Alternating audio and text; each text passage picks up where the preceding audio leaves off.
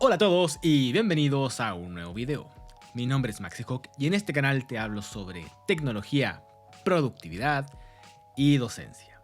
Como siempre te digo, si te interesan estos temas, te invito a suscribirte a mi canal. Bueno, el día de hoy te voy a hablar sobre las fórmulas que ha lanzado Notion y específicamente la actualización más grande que hemos tenido hasta ahora, porque referente a las fórmulas siempre hay dudas, es un tema muy complejo. Pero lo que han hecho las personas de Notion ahora es lanzar las fórmulas 2.0. Te voy a mostrar paso a paso cuáles son las grandes novedades, cuáles son las fórmulas que más me han gustado a mí y que te pueden servir de una forma bastante práctica. Pero además quiero dejar en claro que yo no soy un experto en las fórmulas, ¿ok? Sé que es un tema complejo, así que he tratado de buscar y de investigar un poco las que mejor te pueden servir para el caso del día a día. He estado investigando sobre esto con otras personas en otros perfiles y sobre todo me llamó mucho la atención el video de Matías Frank, te dejo por aquí su perfil. Y gracias a ese video saqué algunas ideas que estoy tratando de replicar en este video. Así que vamos a ver entonces de qué se trata esta gran actualización sobre las fórmulas 2.0 en Notion. Bueno, entonces veamos de qué se trata esto de las fórmulas 2.0 en Notion. Como siempre, te digo, no soy experto en fórmulas, pero creo que esto te puede servir muchísimo para entender qué es lo que nos traen en esta oportunidad las personas de Notion.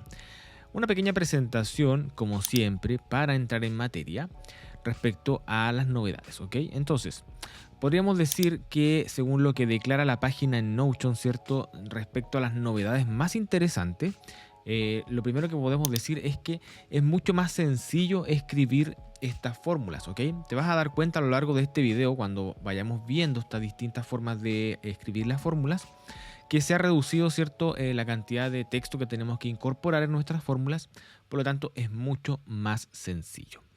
Además, el lenguaje, como dicen ellos, se adapta a unas necesidades mucho más específicas porque se abren un mundo de posibilidades, ¿cierto? Porque han incorporado bastantes cosas y por lo tanto esto da para la imaginación, ¿cierto? Crear fórmulas. Por supuesto, las personas más expertas van a sacar mucho provecho de esto.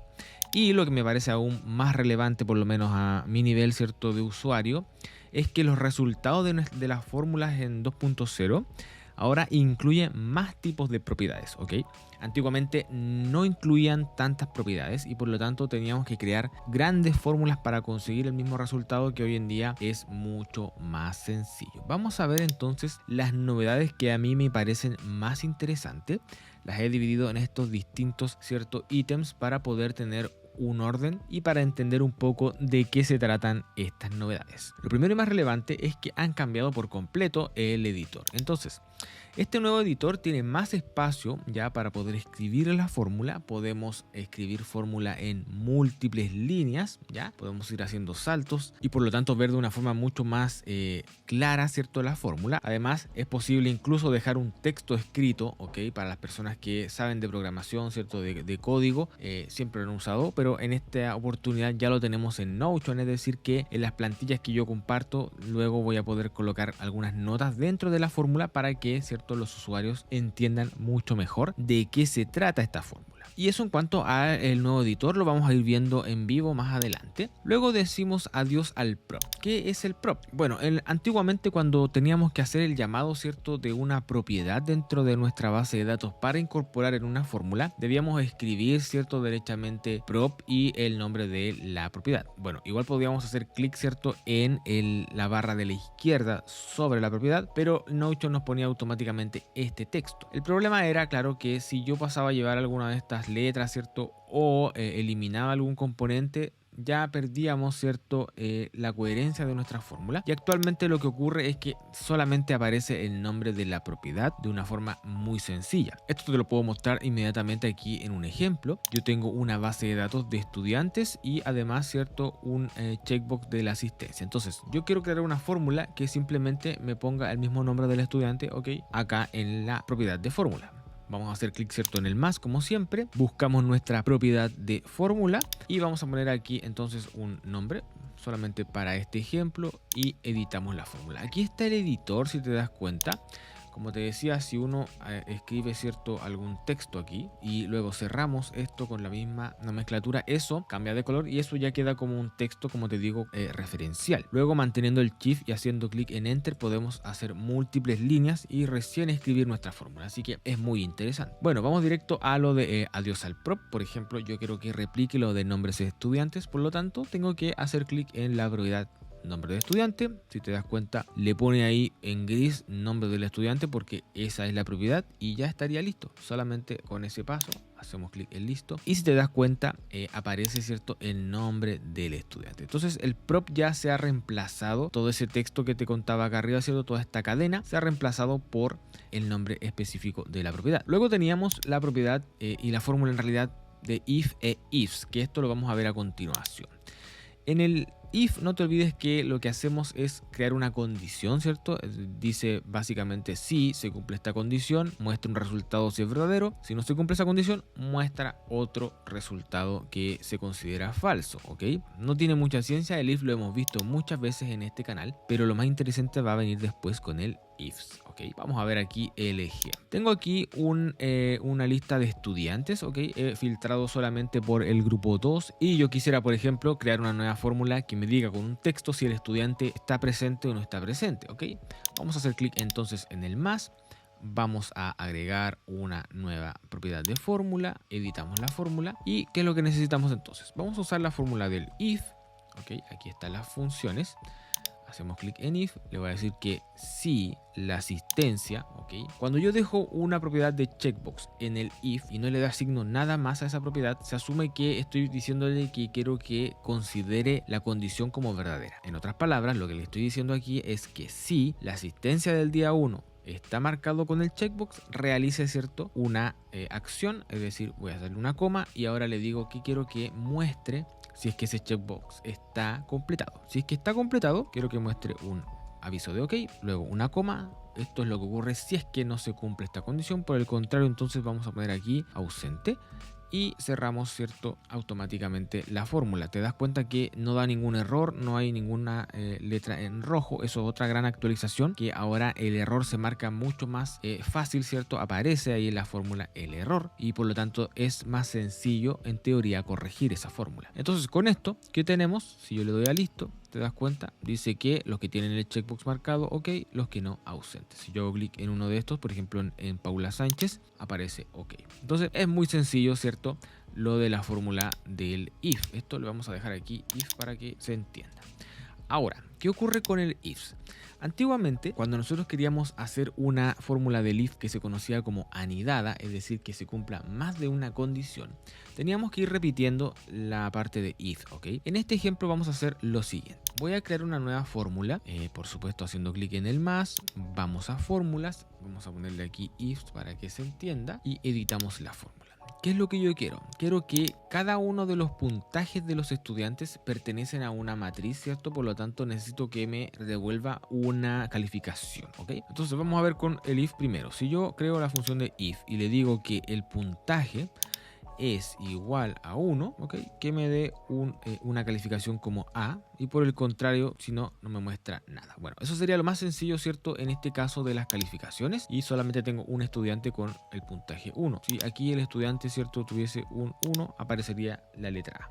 Pero claro, ¿qué ocurre si yo necesito más de una letra o más de una calificación, etcétera? Es lo que se conocía como anidado. Entonces, actualmente lo que tenemos con el ifs es que podemos hacerlo de forma mucho más sencilla. Voy a eliminar esto para mostrarte. Vamos con el ifs y si te fijas ahora ya tenemos el ifs con s, ¿cierto?, que se asume que es en plural y aquí te da, ¿cierto?, una referencia de lo que hace, es decir que según una condición ya tenemos una opción verdadera, después una condición 2 y así. Hacemos clic en ifs y por lo tanto vamos a ir haciendo esto de la siguiente manera. El puntaje, por ejemplo, si es igual a 1, yo quiero que me muestre, ¿cierto?, la letra A. Ahora, si el puntaje es igual a 2, ahora puedo hacer clic directamente en puntaje. Si es igual a 2, quiero que me muestre la letra B. Y así, sencillamente yo puedo ir agregando, ¿cierto?, automáticamente lo del puntaje. Si el puntaje es igual a 3, es igual a 3, ¿cierto?, que me muestra la letra C. Y finalmente, solo para agregar algo para que entienda, ¿cierto?, puntaje, si el puntaje es igual a 4,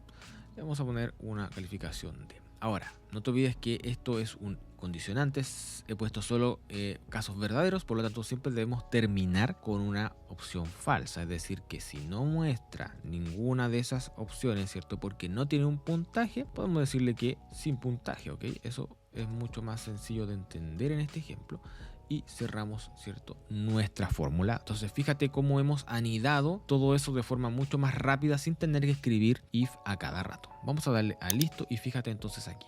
Con un puntaje 1 tiene una letra A, 2B, 3C, ¿ya? Y aquí sin puntaje, por ejemplo, a Paula le vamos a poner un puntaje 4 porque igual lo habíamos definido y eso está entonces como una letra D. Entonces, si te das cuenta, esta fórmula, ¿cierto?, del ifs que han incorporado es muy interesante. Vamos a ver entonces qué continúa. Tenemos también algo que se conoce como, yo le he puesto los nuevos rollups, ¿ok? Pero en realidad esto es mucho más complejo. Lo que ocurre es que nosotros con la función ahora de map podemos traer información, ¿cierto?, desde unas bases de datos que están relacionadas como si fuera un rollup, pero es mucho más poderoso que el rollup porque podemos traer, ¿cierto?, varias propiedades, ¿cierto?, hacer un filtro y cosas muy interesantes como vas a ver a continuación. Vamos a ver entonces de qué se trata esto del map. Tengo aquí un pequeño ejemplo de más de lo mismo, es decir, tengo la base de datos de estudiante, en este caso está filtrada por el grupo 1, ¿ok? Y esta base de datos de estudiantes está relacionada con la base de datos de talleres. Acá están los talleres, ¿ok?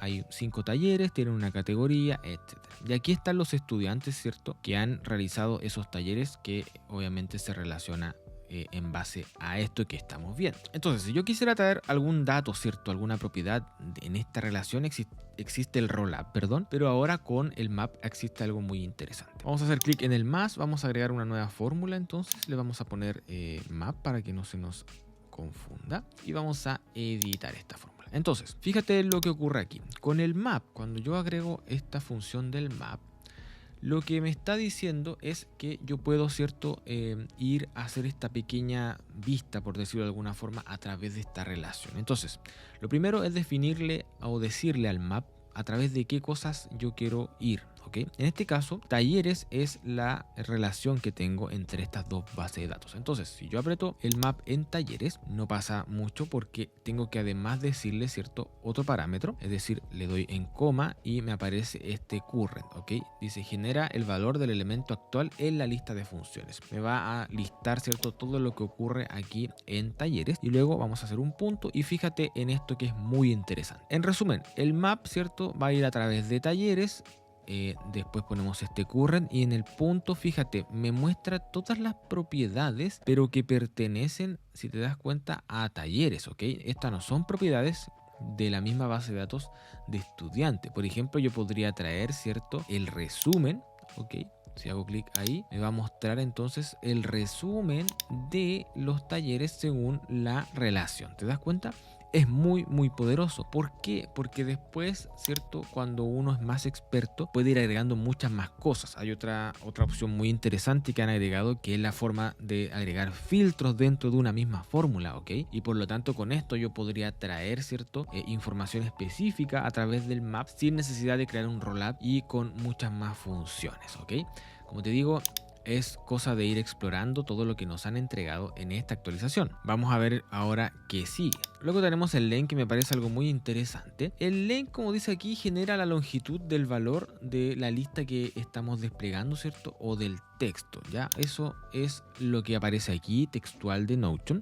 Si yo hago len, ¿cierto?, de la palabra hello, me va a decir 5 porque tengo 5 letras, ¿ok? No hay mucha ciencia en eso. Ahora, lo interesante va a ocurrir cuando yo tengo ciertos valores, ¿ya?, que van dentro de la fórmula, pero lo vamos a ver para que se entienda mucho mejor. Vamos a ver aquí en este ejemplo. Yo quiero crear una fórmula que me cuente la cantidad ya de talleres que cada alumno tiene asignado acá, ¿ok? Entonces vamos a hacer clic en la nueva propiedad, agregamos una fórmula, le vamos a poner aquí entonces el len para no confundirnos, ¿ok?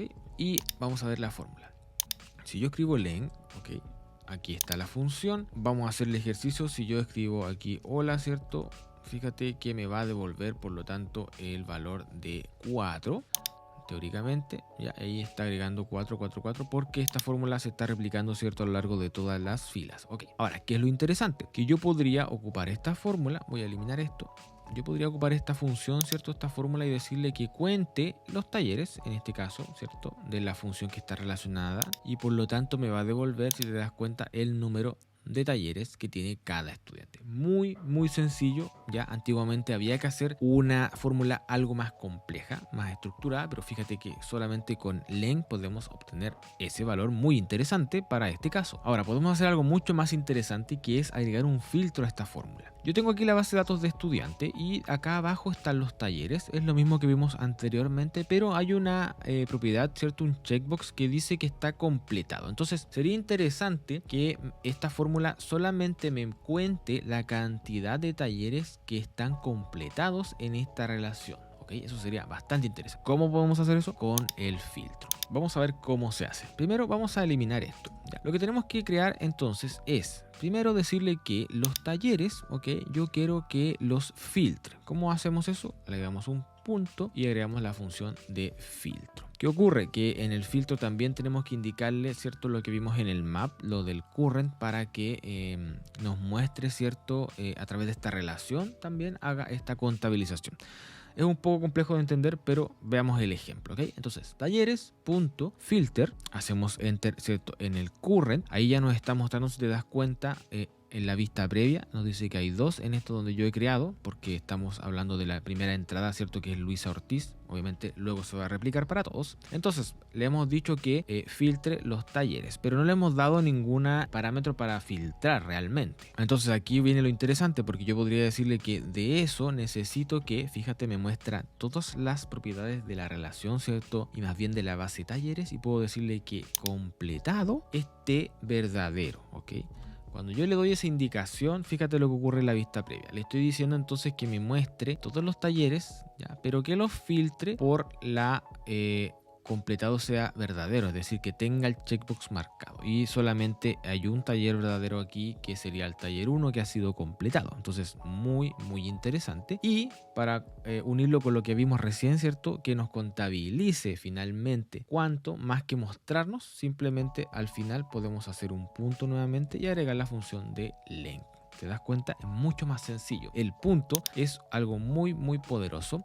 No lo he incluido aquí porque es un poco más complejo de entender. Como te dije en el comienzo, te recomiendo ver el video también de Matías Frank, que te dejo el perfil también en la descripción para que lo veas. Él lo explica muy bien, pero está lamentablemente en inglés, ¿ok? Bueno, volvamos a nuestra fórmula. Si yo le doy listo, fíjate que lo que ocurre acá. Tenemos acá, por ejemplo, Nicolás Ríos tiene según esto, dos talleres completados. Es decir, que el taller 3 y el taller 5 teóricamente tienen el checkbox marcado. Vamos a ver inmediatamente si el 3 y el 5 están marcados. Efectivamente, 3 y 5 están marcados. Entonces es una función muy poderosa lo del length, y se pueden hacer cosas muy interesantes mezcladas con filtro y en realidad con todo. Vamos a ver qué sigue finalmente. Lo más interesante según yo, que es los nuevos estilos. ¿Qué ocurre con los nuevos estilos? Bueno, el style lo que va a hacer es que al valor que yo le estoy definiendo con el style, obviamente le agregue un estilo. Esos estilos, ¿cierto? Son los que comúnmente ocupamos en Notion, es decir,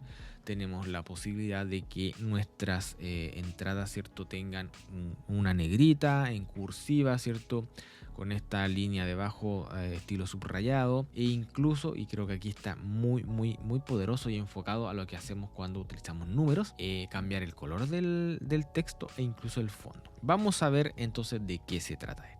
Acá tengo nuevamente las calificaciones de mis estudiantes. Entonces sería genial poder crear ahora una fórmula que me destaque en un color específico ciertos valores. Para eso vamos a usar el style. Agregamos en el más entonces una nueva función. Vamos a agregar una fórmula. Vamos a escribir aquí style para que no se confunda y vamos a editar esto. Bueno, ¿qué tenemos que hacer aquí? Muy sencillo. Si yo, por ejemplo, agrego el style, aquí está la función de style, y se la agrego a la calificación 1, ya, fíjate que aquí me da las indicaciones, es decir, usted ya ha agregado el parámetro de a quién se quiere agregar el style, pero luego de la coma vamos a ir agregando cosas. Por ejemplo, yo podría ponerle aquí una B, ¿cierto? Para que se haga lo mismo pero en negrita, es decir, que si yo le doy listo ahí, fíjate que se replica, pero está, ¿cierto?, el número en negrita.